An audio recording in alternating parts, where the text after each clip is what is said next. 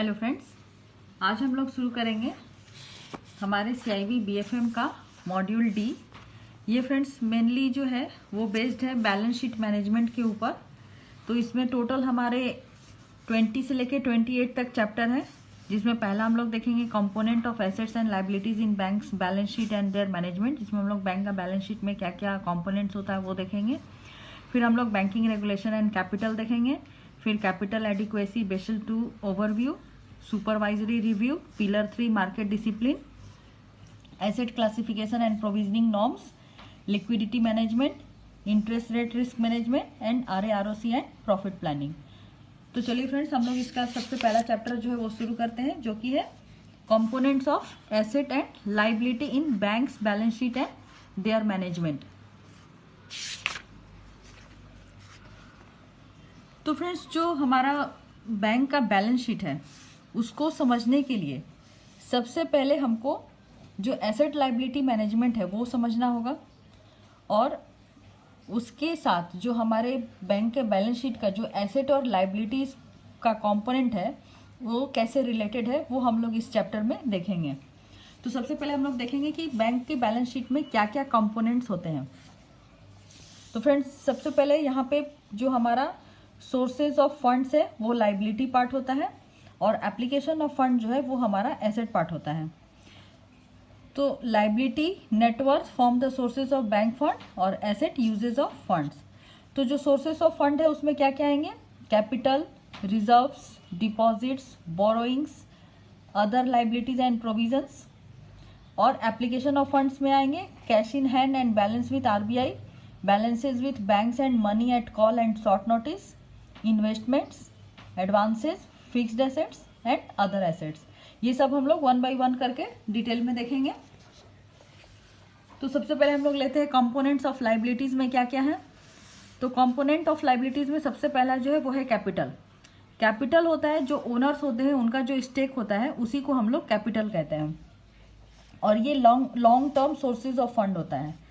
Second है reserves and surplus. Reserves and surplus में statutory reserves, capital reserves, share premium, revenue और other reserves, और जो हमारा प्रॉफिट एंड लॉस अकाउंट का जो बैलेंस होता है वो हम लोग रिजर्व्स एंड सरप्लस में इंक्लूड करते हैं। फिर नेक्स्ट है डिपॉजिट्स। डिपॉजिट्स जो है ये भी मेन सोर्स ऑफ फंड होता है। इसमें डिपॉजिट पेबल ऑन डिमांड जो होंगे, जिसमें कि current deposit, over due deposit और कॉल डिपॉजिट, ये तीनों चीज जो है डिपॉजिट पेबल ऑन डिमांड होते हैं। सेकंड जो है वो है savings bank deposit. Savings bank deposit में जो फंड होगा, और टर्म डिपॉजिट का फंड जो कि रिपेबल होता है आफ्टर अ स्पेसिफाइड पीरियड, जिसको कि हम लोग फिक्स डिपॉजिट, शॉर्ट डिपॉजिट या रिकरिंग डिपॉजिट भी कहते हैं। फिर नेक्स्ट जो कंपोनेंट है वो है बोरोइंग्स। बोरोइंग्स का मतलब है कि जो भी बैंक जो है अपने लिक्विडिटी नीड के लिए जो है अदर बैंक से या RBI से जो फंड बोरो करती है उसको हम लोग बोरोइंग्स में लेते हैं। ये IDBI, एक्सिम बैंक, नाबार्ड जैसे बैंकों से भी बैंक बोरो कर सकती है। फिर है अदर लाइबिलिटी एंड प्रोविजंस।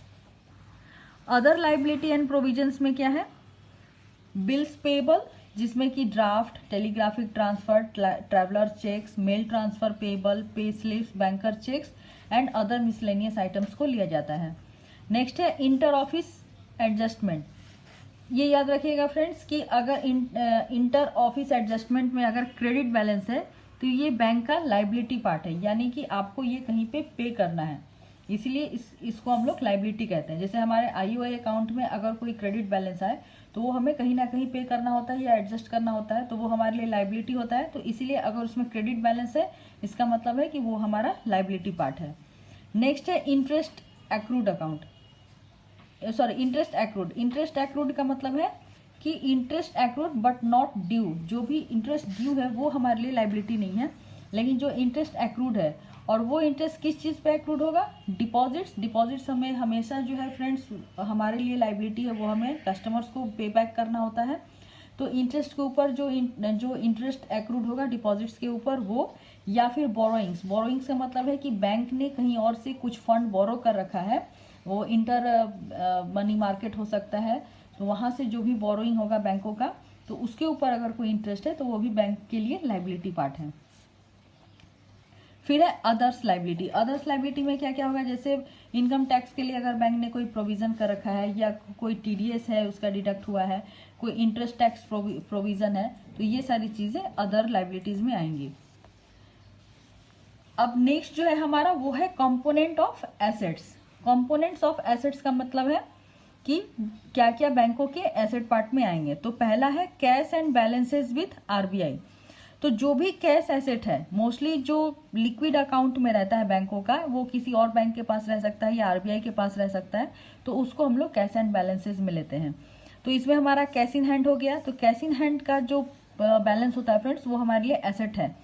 तो कैश इन हैंड में इंक्लूडिंग फॉरेन करेंसी नोट और जो ओवरसीज ब्रांचेज होती हैं बैंकों के, तो उनका जो भी कैश बैलेंस होता है वो सारा का सारा जो है कैश इन हैंड में इंक्लूड होता है।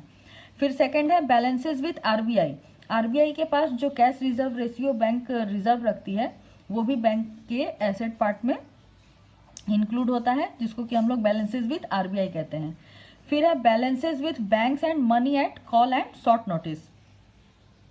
अब जो भी बैलेंस है बैंकों का, जो कि अदर बैंक के पास रखा हुआ है करंट अकाउंट के या टर्म डिपॉजिट के रूप में, तो उसको हम लोग भी एसेट पार्ट में लेते हैं। कुछ जगहों पे देखिएगा फ्रेंड्स, जहाँ पे क्लियरिंग हाउस वगैरह नहीं होती है, वहाँ पे बैंकों को, जो वहाँ की लीड बैंक होती है, उसके साथ उसको अकाउंट ओपन करना होता है, और उसी अकाउंट को वो डेबिट या क्रेडिट करके जो है चेक को ऑनर करते हैं। तो इस तरीके के जो अकाउंट मेंटेन होते हैं, उसी को हम लोग अकाउंट विथ अदर बैंक्स कहते हैं। इसमें इंटरबैंक कॉल मनी मार्केट है, जो short notice include all loans made in the interbank call money market, यानी कि मनी एट कॉल और शॉर्ट नोटिस जो है, जिसमें कि इंटरबैंक कॉल मनी मार्केट से अगर कोई लोन ले रखा है बैंकों ने, और वो लोन कितने दिनों में रिपेएबल होना चाहिए, विद इन 15 डेज नोटिस, तो उसको भी हम लोग जो है बैंकों के एसेट साइड में रखते हैं। अभी नेक्स्ट जो हमारा कंपोनेंट है एसेट का, वो है इन्वेस्टमेंट्स। तो इन्वेस्टमेंट हमने देखा था फ्रेंड्स, जो एसेट एंड लाइबिलिटी जो पार्ट होती है, सॉरी ट्रेजरी मैनेजमेंट का जो हमारा पोर्शन था, उसमें हमने देखा था कि बैंक जो है प्रॉफिट मेकिंग के लिए कुछ मार्केट में भी इन्वेस्ट करती है, कुछ गवर्नमेंट सिक्योरिटीज में इन्वेस्ट करती है, बॉन्ड्स में इन्वेस्ट करती है, तो वो भी बैंकों के लिए एक एसेट का काम करता है। तो जो भी various kinds of securities, government securities, approved securities, share, debentures, bond, subsidiary, joint venture या अदर इन्वेस्टमेंट, जहाँ पे बैंक इन्वेस्ट करती है for the purpose of making profit, तो वो भी बैंकों का एसेट साइड में वो ऐड होगा। फिर है एडवांसेस। एडवांसेस जो है फ्रेंड्स, ये major part of the asset जो है वो क्रिएट करता है बैंकों का। तो इसमें कितने तरह के एडवांस हो गए, पहला हो गया cash credit, overdraft and loan repayable on demand. ऐसे लोन जो कि ऑन डिमांड रिपेबल होंगे, कैश क्रेडिट या ओवरड्राफ्ट, तो उसको हम लोग रिपेबल ऑन डिमांड जो लोन होंगे उसको इस पोर्शन में रखेंगे। फिर सेकंड हो गया टर्म लोन। टर्म लोन जो होता है ये not become payable on demand. फिर तीसरा है बिल परचेज एंड डिस्काउंटेड। जो भी बिल जो है बैंक डिस्काउंट करेगी या परचेज करेगी फ्रॉम दी क्लाइंट्स, तो उसको हम लोग भी एसेट साइड में रखेंगे। फिर नेक्स्ट है सिक्योर्ड या अनसिक्योर्ड एडवांसेज। जैसे कुछ लोन होते हैं फ्रेंड्स, वो सिक्योर्ड या अनसिक्योर्ड एडवांसेज होते हैं। अनसिक्योर्ड एडवांसेज में आप ले सकते हैं जैसे पर्सनल लोन हो गए, क्रेडिट कार्ड के बिल हो गए, या फिर आपका जो एजुकेशन लोन हो गया अप टू 4 लाख, तो ये सारे जो है अनसिक्योर्ड लोन्स होते हैं। और housing loan, car loan, retail loan जो है वो सारे जो है वो सिक्योर्ड लोन होते हैं। तो ये भी सिक्योर्ड लोन और अनसिक्योर्ड लोन 3 तरह के हैं। पहला तो है सिक्योर्ड बाय टेंजिबल एसेट, जहाँ पे कि आपने कुछ अगर सिक्योरिटी ले रखा है तो उस तरीके के एडवांस। फिर सेकंड हो गया ऐसे एडवांस जिसमें कि बैंकों के या गवर्नमेंट गारंटी है, जैसे CGTMSE, CGFMU, CGSSI, ये सारे जो गवर्नमेंट गारंटी मिलते हैं उसको हम लोग government guarantee covered loans advances में कैटेगराइज करते हैं। फिर हो गया अनसिक्योर्ड एडवांस, ऐसे एडवांसेस जहाँ पे कि ना ही कोई गारंटी है या ना ही कोई सिक्योरिटी अवेलेबल है, तो उसको हम लोग अनसिक्योर्ड एडवांस कहेंगे। फिर नेक्स्ट जो है एसेट पार्ट में आता है वो है फिक्स्ड एसेट। फिक्स्ड एसेट ऐसे एसेट को कहते हैं जैसे कोई इमूवेबल प्रॉपर्टी हो गया, जैसे बैंकों के हेड ऑफिस होते हैं, वो अपने बैंक का अपना प्रेमिसेस होता है, या बैंक की कोई ब्रांच है जो कि अपनी प्रेमिसेस में है, और बैंकों के अंदर जो भी फर्नीचर फिक्सचर आइटम्स लगे होते हैं, जो भी हार्डवेयर हमारे कंप्यूटर, प्रिंटर, ये सारी चीज़ें हैं, यूपीएस, बैटरी, मोटर व्हीकल्स, कुछ जगहों पे देखेंगे जैसे हमारे करेंसी चेस्ट वगैरह में मोटर व्हीकल्स होते हैं। तो ये सारी चीज़ें जो है ये बैंकों के फिक्स्ड एसेट में कैटेगराइज होंगे। फिर है अदर एसेट। अदर एसेट में क्या क्या आएगा फ्रेंड्स? अदर एसेट में सबसे पहला हो गया inter office adjustment. Inter office adjustment में अगर कोई डेबिट बैलेंस है फ्रेंड्स, पीछे हमने देखा था लाइबिलिटी पार्ट में क्रेडिट बैलेंस, यहाँ पे है डेबिट बैलेंस। अगर कोई डेबिट बैलेंस है दैट मीन्स कि वो अमाउंट जो है हमें मिलने वाला है, हाँ, या हमें कहीं से रिकवर करना है, तो इसका मतलब वो हमारा जो है एसेट हो गया। तो इसलिए इंटर ऑफिस एडजस्टमेंट अकाउंट में अगर कोई डेबिट बैलेंस है तो वो हमारे लिए एसेट पार्ट में इंक्लूड होगा। फिर है interest accrued account. Interest accrued में जो भी इंटरेस्ट एक्रू है बट ड्यू नहीं है, तो ये क्या चीज़ पे हो सकता है? अगर बैंकों ने कहीं इन्वेस्टमेंट किया हुआ है तो उसको उसके ऊपर इंटरेस्ट मिलेगा, या फिर उस बैंक ने किसी को एडवांसेस दे रखा है तो वहाँ पे जो इंटरेस्ट मिलेगा तो वो बैंकों के लिए एसेट साइड में कैटेगराइज होगा। फिर है टैक्स पेड इन एडवांस और tax deducted at source.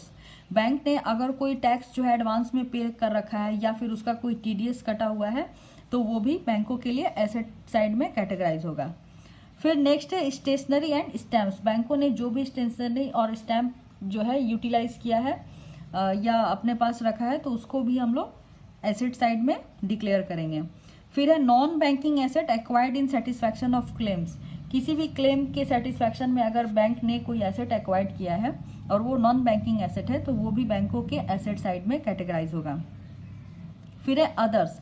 Others में clearing item, unadjusted debit balance, representing addition to asset and deduction from liabilities और advances provided to the employee of the bank। अगर staff loans है तो वो others asset में categorise होगा।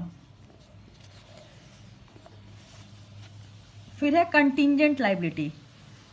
Friends ये देखिए कंटिंजेंट है तो लाइबिलिटीज, लेकिन ये एसेट साइड में जो है वो कैटेगराइज होगा। Bank's obligation under issuance of letter of credit, guarantee and acceptance on behalf of constituents and bill acceptance by the bank on behalf of its customer are reflected under contingent liability। ये friends जब तक invoke नहीं होती है कोई भी LC या bank guarantee तब तक ये बैंकों के एसेट साइड में जो है कैटेगराइज होती है। Outstanding forward exchange contract, arrears of cumulative dividend, bill discount, ये सारी जो है ये बैंकों के एसेट साइड में जो है कैटेगराइज होती है। नेक्स्ट है फ्रेंड्स बैंक का प्रॉफिट एंड लॉस अकाउंट। हमने एसेट एंड लाइबिलिटी पार्ट देख लिया, अब प्रॉफिट एंड लॉस अकाउंट में क्या क्या इंक्लूड होता है वो हम देखेंगे।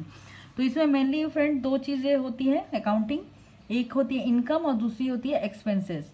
तो इनकम में है इंटरेस्ट इनकम और अदर इनकम इंक्लूड होता है, और एक्सपेंसेस में जो है जो भी इंटरेस्ट एक्सपेंडेड हुआ, ऑपरेटिंग एक्सपेंसेस हुआ, प्रोविजंस अगर कुछ हुआ एंड कंटीजेंसीज, ये चीजें एक्सपेंसेस में इंक्लूड की जाती हैं। तो चलिए वन बाय वन करके हम लोग इनकम और एक्सपेंसेस के सारे कंपोनेंट्स देखते हैं। तो सबसे पहला हो गया इनकम। इनकम में पहला आ गया हमारा इंटरेस्ट इनकम। इंटरेस्ट इनकम यानी इंटरेस्ट, डिस्काउंट एंड एडवांस और बिल्स। कोई भी इंटरेस्ट एडवांसेस के ऊपर और बिल डिस्काउंटेड के ऊपर जो भी अर्निंग होगी बैंकों की वो इंटरेस्ट इनकम में इंक्लूड होगी। फिर है income on investment. Income on investment का मतलब है कि बैंक ने अगर कोई जगह पे इन्वेस्टमेंट किया हुआ है और उससे अगर कोई डिविडेंड या कोई इंटरेस्ट इनकम हो रही है बैंकों को तो वो इस हेड में इंक्लूड होगी। फिर नेक्स्ट है interest on balances with RBI in other inter bank funds. Bank ने अगर कहीं पे किसी बैंक के साथ या आरबीआई के पास कोई फंड रखा हुआ है और उसके ऊपर कोई इंटरेस्ट अगर बैंकों को अर्न हो रहा है तो वो इसमें इंक्लूड होगी। फिर है अदर्स। अदर्स में कुछ अलग कुछ अगर इंटरेस्ट, डिस्काउंट या इनकम जो कि ऊपर के इन सारे हेड्स में अगर इंक्लूड नहीं है तो वो अदर्स में ऐड की जाती है। फिर है अदर इनकम। अदर इनकम में जैसे बैंकों को कोई भी अगर इनकम हुआ in form of fee, commission या एक्सचेंज तो उसको हम लोग अदर इनकम में इंक्लूड करते हैं। अब कमीशन, एक्सचेंज एंड ब्रोकरेज बैंकों को कहाँ कहाँ मिलेगा? Commission on collection, letter of credit and guarantee, government business. Government business के ऊपर भी बैंकों को कमीशन मिलता है। Letter of credit and guarantee अगर कोई बैंक इशू करती है तो उसके लिए कमीशन मिलता है। Rent on lockers, commission exchange on remittance, ये सारी चीज़ें जो है ये बैंक के लिए कमीशन, एक्सचेंज एंड ब्रोकरेज में इंक्लूड होगी। नेक्स्ट है प्रॉफिट ऑन सेल और इन्वेस्टमेंट। तो कोई भी अगर बैंक सिक्योरिटी को सेल करेगी जिसमें कि furniture, land and building, motor vehicles, gold, silvers कुछ भी हो, तो उसके ऊपर जो प्रॉफिट होगा बैंकों को वो प्रॉफिट ऑन सेल और इन्वेस्टमेंट में इंक्लूड होगा। फिर है profit on revaluation of investment, अगर बैंकों ने कहीं पे इन्वेस्ट किया हुआ है और उसको रीवैल्यूएशन होता है और उसकी वैल्यू ज़्यादा आती है तो वो भी बैंकों के प्रॉफिट पार्ट में इंक्लूड होगा।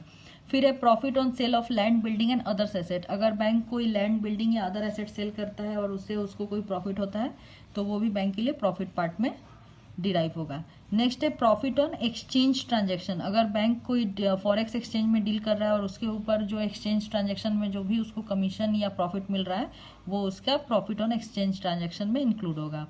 फिर है income earn by way of dividend, bank ने अगर कोई डिविडेंड फ्रॉम सब्सिडियरीज या कंपनी या कोई joint venture abroad in India अगर इन्वेस्ट किया हुआ है और उसके ऊपर कोई उसको अगर इनकम अर्न हो रही है बाय वे ऑफ डिविडेंड तो वो इसका इस हेड में इंक्लूड होगा। नेक्स्ट है मिसलेनियस इनकम। मिसलेनियस इनकम जैसे godown rent, income from banks property, security charges, insurance, ये सारी चीजें मिसलेनियस आइटम में ऐड होगी। अब इनकम पार्ट हो गया फ्रेंड्स। अब हम लोग देखेंगे एक्सपेंसेस, बैंकों की कहाँ कहाँ एक्सपेंसेस हैं। तो सबसे पहला हो गया इंटरेस्ट ऑन डिपॉजिट, बैंक जो भी कस्टमर के जो डिपॉजिट्स होते हैं उसके ऊपर जो बैंक इंटरेस्ट पे करता है तो वो बैंकों के लिए एक्सपेंसेस है। फिर है इंटरेस्ट ऑन आरबीआई और इंटर बैंक बोरोइंग, अगर बैंक ने कहीं से बोरो किया हुआ है या आरबीआई से बोरो किया हुआ है तो उसके ऊपर जो उसको इंटरेस्ट पे करना है वो उसके लिए एक्सपेंसेस है। और अदर्स में discount interest on all borrowing, refinance from financial institutions and others payments like interest on participation certificate, penal interest, वो सारी अदर्स आइटम में इंक्लूड होगी। नेक्स्ट है ऑपरेटिंग एक्सपेंसेस। ऑपरेटिंग एक्सपेंसेस क्या क्या है friends? Payment to and provisions for employees, अब जैसे staff salary, wages, allowance, staff benefits, PF, gratuity, livery to staff, LFC, staff welfare, medical, HRA of staff, तो ये सारे payments to and provisions for employees में add होंगे। फिर है rent, taxes and lighting, यानी कि बैंक का प्रेमिसेस का या बिल्डिंग का या व्हीकल का जो भी रेंट बैंक पे करती है, म्यूनिसिपल टैक्स पे करती है, तो ये सारी चीज़ें, इलेक्ट्रिसिटी बिल, टेलीफोन बिल, वो सारे यहाँ पे ऐड होंगे। फिर है प्रिंटिंग एंड स्टेशनरी, तो इसमें एक इम्पॉर्टेंट पॉइंट है फ्रेंड्स कि जो भी एक्सपेंसेस जो है अगर बैंक ने publicity expenditure by way of publicity expenditure किया है तो वो प्रिंटिंग एंड स्टेशनरी का अगर है भी तो वो इसमें नहीं आएगा, वो हमारा एडवर्टाइजमेंट एंड पब्लिसिटी एक्सपेंडिचर में जाएगा। यहाँ पे जो भी books and forms and stationery जो कि बैंक जो है अपने इंटरनल वर्किंग पर्पस के लिए यूज करती है तो वो हम लोग प्रिंटिंग एंड स्टेशनरी में यूज करेंगे। फिर है depreciation on banks property, bank का जो ओन प्रॉपर्टी है या मोटर कार्स है या other vehicles, furniture, electrical fittings, जो भी प्रॉपर्टीज है बैंकों के, उस पे जो डेप्रिसिएशन होगा वो बैंकों के लिए एक्सपेंसेस में काउंट होगा। फिर नेक्स्ट है directors fee, allowance and expenses, bank अगर डायरेक्टर को कोई फी, अलाउंस या एक्सपेंडिचर बेयर कर रही है तो वो इस हेड में जाएगा। फिर है auditors fee and expenses, bank जो है स्टैट्यूटरी ऑडिट या ब्रांच ऑडिट के लिए ऑडिटर्स को जो फी पे करेगी या उस पर जो भी एक्सपेंसेस बेयर करेगी वो इस हेड में जाएगा। नेक्स्ट है लॉ चार्जेस, किसी भी लीगल एक्सपेंसेस के लिए या रिम्बर्समेंट के लिए जो चार्ज अगर बैंक कोई एक्सपेंस बेयर करती है तो वो लॉ चार्जेस में जाएगा। नेक्स्ट है पोस्टेज, पोस्टल चार्जेस जैसे स्टैम्प, टेलीग्राम, टेलीफोन, ये सारे जो है वो पोस्टेज हेड में इंक्लूड होंगे।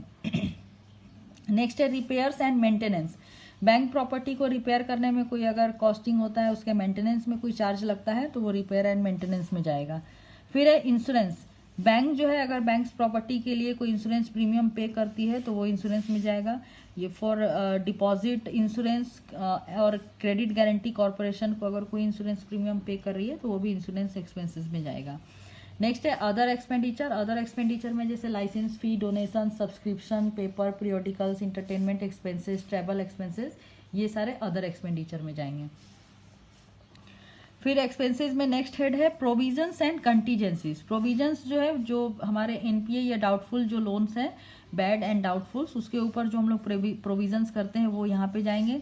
टैक्सेशन के लिए अगर कोई प्रोविजन किया हुआ है, डिमिनेशन है, कुछ वैल्यू ऑफ इन्वेस्टमेंट है, ट्रांसफर टू कंटीजेंसी है, तो ये सारी चीजें जो है प्रोविजन एंड कंटीजेंसी में जाएगी। अभी एसेट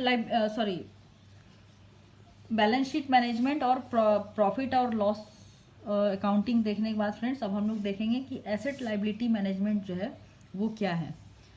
तो एसेट लाइबिलिटी जो है वो most important risk management function in banking is asset liability management. मतलब एसेट लाइबिलिटी जो है वो रिस्क से रिलेटेड है। तो ये कैसे है ये हम लोग वन बाय वन करके देखेंगे। तो यहाँ पे दे रहा है फ्रेंड्स कि एसेट लाइबिलिटी मैनेजमेंट जो है वो बैलेंस शीट मैनेजमेंट के साथ साथ उसके में जो रिस्क इन्वॉल्व हैं, और ये रिस्क किस वजह से हो सकते हैं, ये किसी भी इंटरेस्ट रेट में चेंज की वजह से हो सकते हैं, एक्सचेंज रेट में चेंज की वजह से हो सकते हैं, क्रेडिट रिस्क की वजह से हो सकता है, liquidity position of the bank की वजह से हो सकता है। इसीलिए एसेट लाइबिलिटी मैनेजमेंट जो है वो उसके लिए planning, acquiring and directing the flow of funds through an organisation की ज़रूरत पड़ती है। यानी कि एसेट लाइबिलिटी मैनेजमेंट के लिए हमें प्रॉपर प्लानिंग चाहिए, एक्वायरिंग चाहिए और डायरेक्शन चाहिए, ताकि जो फ्लो ऑफ फंड्स है वो सही तरीके से और सही वे में यूटिलाइज किया जाए और अर्न किया जा सके।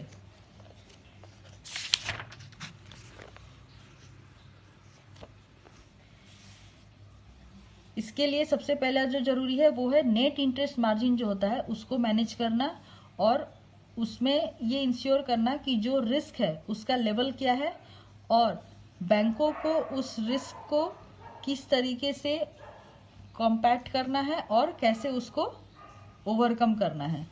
नेक्स्ट है the strategy of actively managing the composition and mix of asset and liability portfolio is called balance sheet restructuring. यानी कि जो भी स्ट्रैटेजी हम लोग बनाते हैं जिससे कि अगर किसी एसेट एंड लाइबिलिटी में कोई अगर मिसमैच आ रहा है तो उसको हम लोग जो है मैनेज करते हैं, ठीक करते हैं, तो उसको ही हम लोग बैलेंस शीट रीस्ट्रक्चरिंग कहते हैं। मोस्ट ऑफ दी ब्रांचेस में आप देखिएगा फ्रेंड्स कि जब हम लोग क्वार्टर एंड या ईयर एंड या हाफ ईयर एंड कर रहे होते हैं तो बहुत सारी चीज़ें जो है वहाँ पे रीस्ट्रक्चर की जाती हैं। जैसे कि अगर हमारे कुछ अगर ऑफिस अकाउंट में कुछ बैलेंस है तो उसको नलीफाई करना होता है, क्योंकि वो हमारे लिए लाइबिलिटी पार्ट है। तो किसी भी बैलेंस शीट को सही तरीके से मैनेज करने का सबसे बेस्ट तरीका है कि अगर आपका लाइबिलिटी एसेट कम है तो आप लाइबिलिटी को भी कम करिए, या फिर अगर लाइबिलिटी ज़्यादा है तो आप अपने एसेट को भी बढ़ाइए। तो इससे जो है आपका जो मिसमैच पोजीशन जो अराइज होगा उसको आप बहुत अच्छे तरीके से मैनेज कर सकते हैं। तो वही चीज़ है हमारा एसेट लाइबिलिटी मैनेजमेंट। फिर है नेक्स्ट जो टॉपिक है हमारा वो है significance of asset liability management. Asset liability जो है वो हमेशा रिक्वायर्ड क्यों है, क्योंकि हमारे एसेट और लाइबिलिटी पार्ट में जो है वो मैच बना रहे और हमारा जो लिक्विडिटी जो है अगर मार्केट रिस्क की वजह से लिक्विडिटी में अगर कोई प्रॉब्लम आ रही है तो उसको मिनिमाइज किया जा सके। एसेट लाइबिलिटी मैनेजमेंट को परफॉर्म किया जा सकता है per liability basis. Per liability basis क्या है? Matching a specific asset to support each liability. मतलब कोई एक स्पेसिफिक एसेट को मैच करना जो कि हर तरह के लाइबिलिटी को सपोर्ट कर सके। Interest rate can change during the period thereby affecting the interest income. अगर इंटरेस्ट रेट जो है वो मार्केट फ्लक्चुएशन की वजह से अगर चेंज हो तो वो बैंकों के प्रॉफिट को और इनकम को इफेक्ट कर सकता है। Movement of interest rate, the net interest margin में इंक्रीज और डिक्रीजिंग। अगर इंटरेस्ट रेट में कोई अगर मूवमेंट हो या फ्लक्चुएशन हो तो ये नेट इंटरेस्ट मार्जिन को घटा या बढ़ा सकता है, जिससे कि बैंक के प्रॉफिट पे भी असर पड़ेगा। यानी कि अगर ये ज़्यादा फ्लक्चुएट हुए तो प्रॉफिट कम हो सकता है, या अगर बहुत ज़्यादा कम हो जाए तो ये प्रॉफिट को कम कर देगा।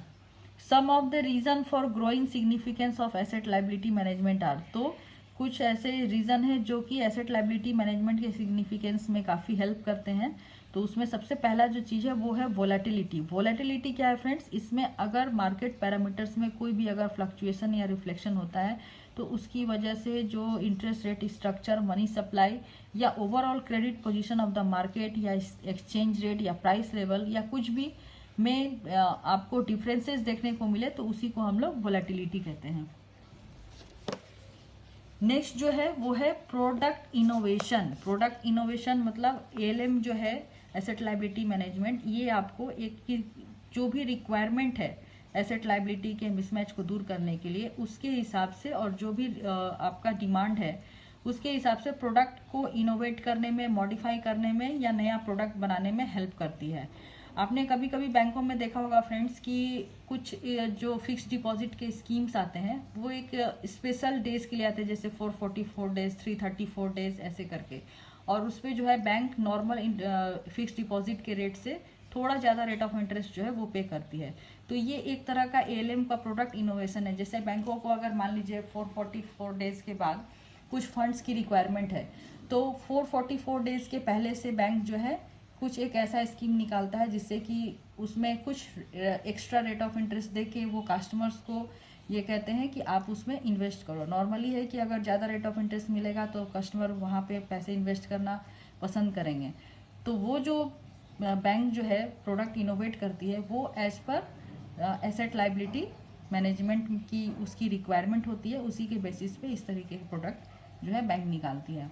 तो ऐसे बहुत सारे प्रोडक्ट हैं जो कि बैंकों के रिक्वायरमेंट बेसिस पे और पब्लिक नीड के बेसिस पे जो है उसको इनोवेट करने में एएलएम काफ़ी हेल्प करती है। नेक्स्ट है रेगुलेटरी इन्वायरमेंट। रेगुलेटरी इन्वायरमेंट का मतलब है कि जो भी हमारा सेंट्रल बैंक है जैसे आरबीआई है, तो वो कुछ फ्रेमवर्क और गाइडलाइंस जो है वो इशू करता है ताकि बैंक जो है वो अपने एसेट लाइबिलिटी मैनेजमेंट को डेवलप कर सके और उसको मेंटेन कर सके, और इससे वो जो मार्केट रिस्क अगर कोई राइज हो तो उसको वो टैकल कर सकते हैं।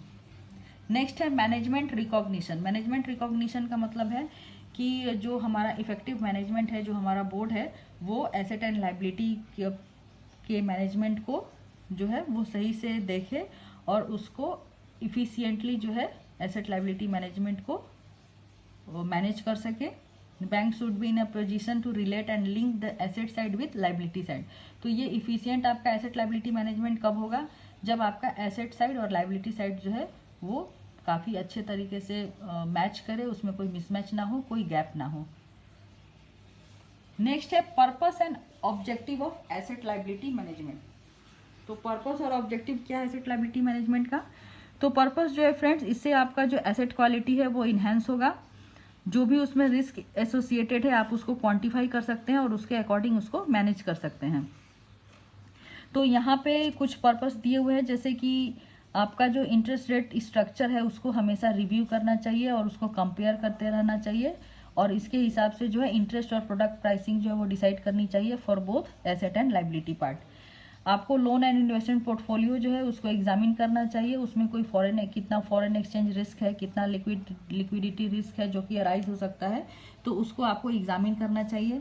क्रेडिट रिस्क को भी एग्जामिन करना है, कंटीजेंसी रिस्क को एग्जामिन करना है, दैट में originate either due to rate fluctuation और otherwise and assess the quality of assets, और उसके अकॉर्डिंग जो है जो हमारा एसेट है उसके क्वालिटी को एसेस करना चाहिए। फिर रिव्यू करना है आपका जो एक्चुअल परफॉर्मेंस है अगेंस्ट द प्रोजेक्शन, मतलब हमने प्रोजेक्ट किया कि हमारे बैंक का बिजनेस इतना होना चाहिए, लेकिन हमारा एक्चुअल परफॉर्मेंस जो है कितना है और उसमें क्या प्रॉब्लम हुआ कि हम जो प्रोजेक्शन है उसको अचीव नहीं कर पाए, तो उसके हिसाब से फिर आगे की स्ट्रेटेजी बनाना, उसको एनालाइज करना, रीज़न फाइंड आउट करना, ये सारी चीज़ें जो हैं वो आपके actual performance against the projection को रिव्यू करने से मिलेगी।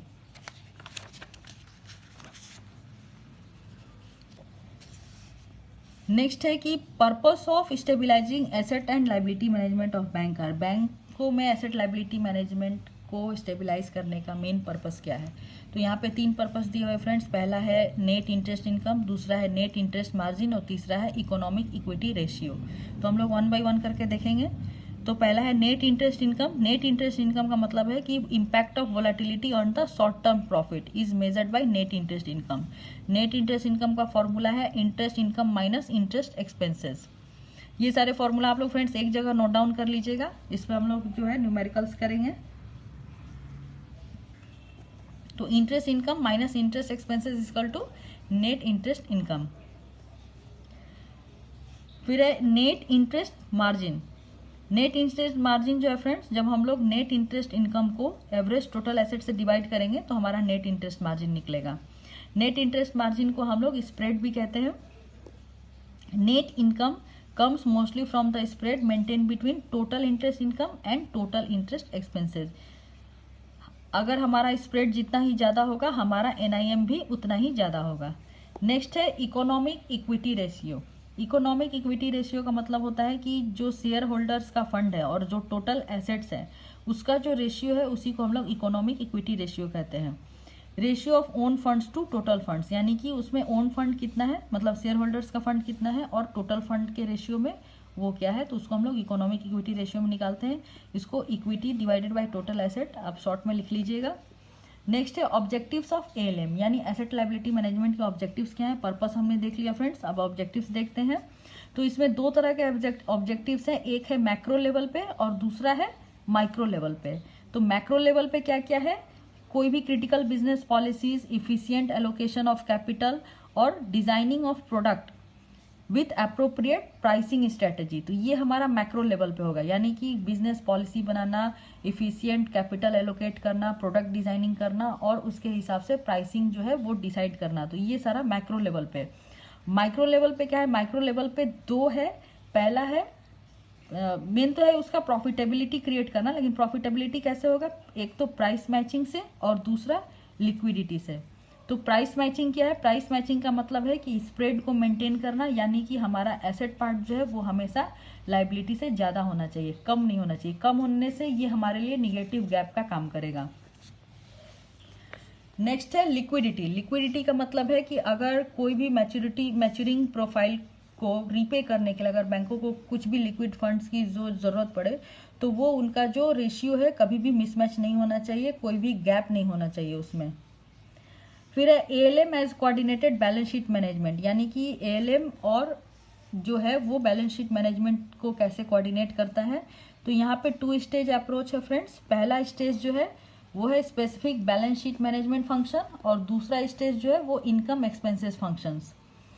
तो specific balance sheet management function में क्या है, इसमें हम लोग एसेट साइड मैनेजमेंट और लिक्विडिटी साइड मैनेजमेंट देखेंगे। तो एसेट साइड में जो भी हमारा एसेट का पार्ट है, जैसे reserve position management, liquidity management, investment security management, loan management, fixed asset management, ये सारे हमारे एसेट साइड मैनेजमेंट में आएंगे। फिर है लिक्विडिटी साइड मैनेजमेंट, जो भी हमारा लिक्विडिटी का पार्ट है उसको जो हम लोग मैनेज करेंगे वो हमारा जैसे लाइबिलिटी मैनेजमेंट हो गया, रिजर्व पोजीशन मैनेजमेंट हो गया, लॉन्ग टर्म मैनेजमेंट जो नोट्स एंड डिवेंचर्स के लिए हम लोग मैनेजमेंट करेंगे वो, और कैपिटल मैनेजमेंट, ये लाइबिलिटी साइड हो गया। फिर स्टेज 2 है इनकम एक्सपेंसेस फंक्शंस, यानी कि